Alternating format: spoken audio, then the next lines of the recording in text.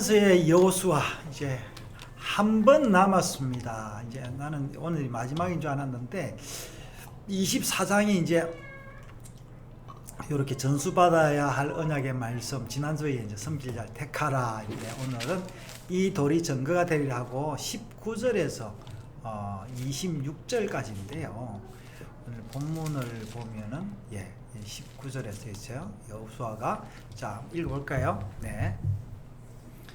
여호수아가 백성에게 이르되 너희가 여호와를 능히 섬기지 못할 것은 그는 거룩하신 하나님이시여 질투하는 하시는 하나님이시니 너희의 잘못과 죄들을 사하지 아니하실 것임이라.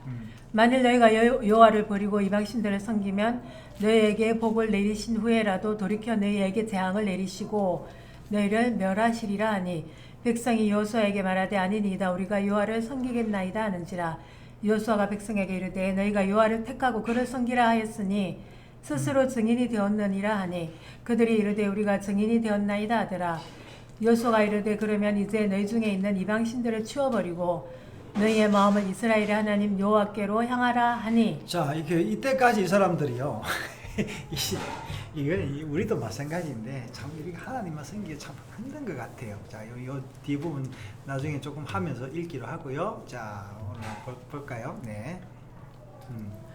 여호수아의 마지막 핵심 동사인 섬기다란 말은 하나님께서 천지를 창조하신 날에 동방의 에덴의 동산을 창설하실 때 최초로 사용한 단어이다. 자, 이거 아베드라는 단어인데요. 섬기다 이제 창조하신 사람을 이끌어 에덴에 두시고 이 동산을 경작하며 지키게 하셨다. 여기에서 사용된 경작하다란 말과 섬기다란 말은 같은 단어를 사용하고 있다. 에덴에서 경작하다라는 말은 성막에서 섬기던 아론의 직무에도 동일하게 사용하고 있다. 자, 이게 여기 성경에 아보드라는 이름이 있죠. 누구죠? 오벳인가요? 오벳이라는 이름인데 요 오벳이라는 요 단어입니다. 이런 연결을 볼 때에 에덴에서의 경작은 단순히 사람의 생계를 위한 노동으로서의 일이 아니라 에덴의 주인이시오 왕이신 하나님을 섬기기 위한 일임을 알 수 있다. 그래서 나중에 에덴에서 뭐 했습니까? 나중에 땀을 흘리라 했잖아요. 이 네. 땀 안 흘리고 이렇게 일을 소위 말해서 여가로 일을 할 수가 있었는데 지금도 레이지파는 뭡니까? 저기 농사를 짓는 게 아니라 제사만. 네. 이제 제사 일하고 주로 네. 텃밭을 그렇게 하죠. 네.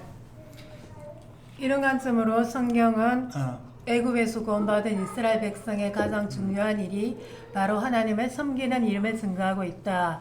또한 애굽의 노예에게서 해방받아 광야에서 하나님 백성으로 하나님을 섬기는 일은 죄의 노예가 된 인생들을 은혜로 구원하여 하나님 나라의 백성을 삼으시고 하나님께서 공급하시는 양식과 생수를 먹음으로 영원히 하나님을 찬양하고 섬기는 완성된 하나님 나라를 보여주고 있는 것이다. 에덴의 모든 일, 성전의 모든 일, 그리고 하나님 나라의 모든 일이 바로 하나님을 섬기는 일이다. 자, 이게 어떻게 구약에 어디서 볼 수 있습니까? 어디 나와요? 일 안 하고 먹기만 하고. 에덴 동산에서 에덴 동산 말고 이후에. 예. 가나안이 저기 광야에서 그렇게 했죠. 네. 여호수아는 요단을 건너 가나안을 정복하고 분배받는 이스라엘 백성들에게 자신과 자신의 집은 여호와만 섬기겠으니 섬길 자를 택하라라는 언약적 명령을 하고 있다. 이 섬김의 명령은 여호수아 시대에만 국한된 것이 아니다. 창조 이래로 모든 언약 백성에게 주어진 명령이며 모든 믿는 자에게 주어진 이 명령은 우리가 하나님을 택한 것이 아니요 하나님께서 우리를 택하여 세워졌다는 것을 하나님의 은혜로 알게 되는 것이다. 여호수아의 예수님이 뭐습니까? 너희가 나를 택한 것이 아니요 내가 너희를 택했다 그렇게 이야기했죠. 네. 여호수아의 섬김 명령에 따라 이스라엘 백성들은 다른 신을 섬기지 않고 여호와만을 섬기겠다고 1차 결단을 한다.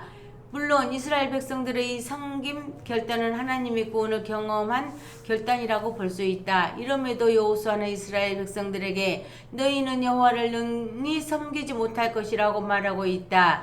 이 말은 백성의 섬김이 질투하시는 하나님의 기준이라는 말 속에는 언약 백성을 유일하게 사랑하시는 하나님의 번치 않으신 성품을 드러내고 있다. 자, 그러니까 또 다른 말로는요, 내 힘으로는 이제 하나님을 섬길 수 없다. 이제 그런 말인 것 같아요. 네. 질투하시는 하나님이라는 말 속에는 언약 백성을 유일하게 사랑하시는 하나님의 변치 않으신 성품을 드러내고 있다. 이런 경고 속에도 이스라엘 백성은 스스로 증인이 되어 여호와만을 섬기겠다고 2차 결단을 하고 있다. 이런 섬김의 결단을 들은 여호수아는 이방신을 치워버리고 마음을 하나님 여호와께 향하라고 권고하였다. 여호수아로부터 마음의 섬김을 권고받고 이스라엘 백성들은 3차 섬김의 결단을 하였다. 이스라엘 백성들의 3차 섬김의 결단에는 3이라는 완전, 완성, 연합 의미가 지니는 하나님 은혜의 연합과 완성의 모습이 있다.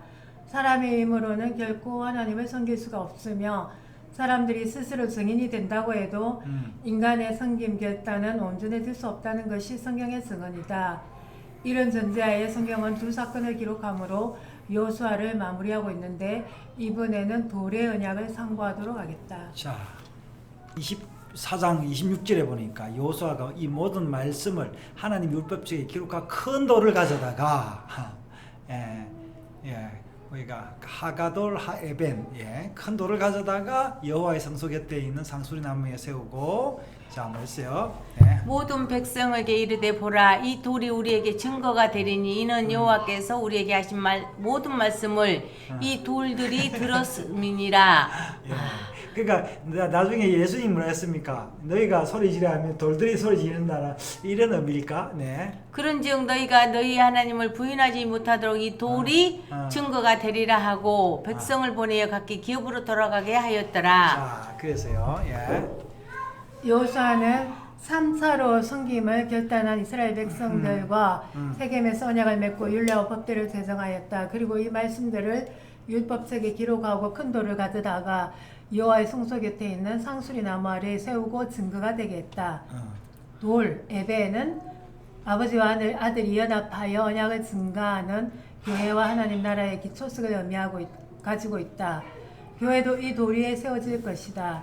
인간들이 결단한 3차의 결단은 비록 외형상으로는 완전하고 이루어질 것만 같지만 성경은 계속하여 인간의 부패와 섬김의 실패를 고발하고 있다.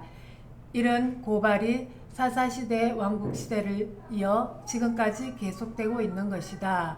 그래서 성경은 하나님 섬김의 언약을 사람의 결단이 아니라 돌이 증거가 되리라고 선포하고 있다. 에덴과 성전과 교회 안에서의 섬김의 일은 하나님의 그 무엇으로 안성되는 것이 아니다. 창조시 인간들에게 주어진 섬김의 명령은 하나님의 창세전 언약으로 하나님의 사랑이신 그리스도 안에서 안성된 것이다. 산돌이신 예수님께서 뜨인 돌, 손대지 아니한 돌이 되어 세상 우상을 다 무너뜨리고 하나님을 섬기는 일을 이미 안성하셨고 안성하실 것이다. 여호수아 시대에 맺은 그때 그 시대의 돌의 언약은 지금도 영원한 시간까지 동일하게 섬길 이 일을 계시하고 있다. 하나님의 나라에서의 모든 일은 그 일을 통하여 그 나라 왕을 섬기게 되는 것이다. 다음 주에 세 종류의 죽음을 언약 완성의 차원에서 아브르타 하면서 여호수아를 마무리하고자 한다. 자, 이제 세 종류의 죽음 기대가 됩니다. 자, 오늘 여호와를 섬기는 것이 이토록 이제 진짜 엄중한 일이기 때문에 계속 증거와 정인 이런 걸 세우는 거죠. 네. 저 우리가 돈 몇천 원 빌리면서 계약서 안 쓰잖아요. 그렇죠. 뭐 집이나 뭐 큰 물건 계약할 때는 뭐 변호사를 쓰고 공중을 세우고 그러죠. 자, 그만큼 우리가 구원의 그 언약 계약이 약속이 이 정도로 크다라는 것을 우리가 볼 수 있습니다. 이 큰 돌이에요. 자, 다음 한 시간을 또 기대하면서 자, 오늘 또 감사의 말씀을 드립니다.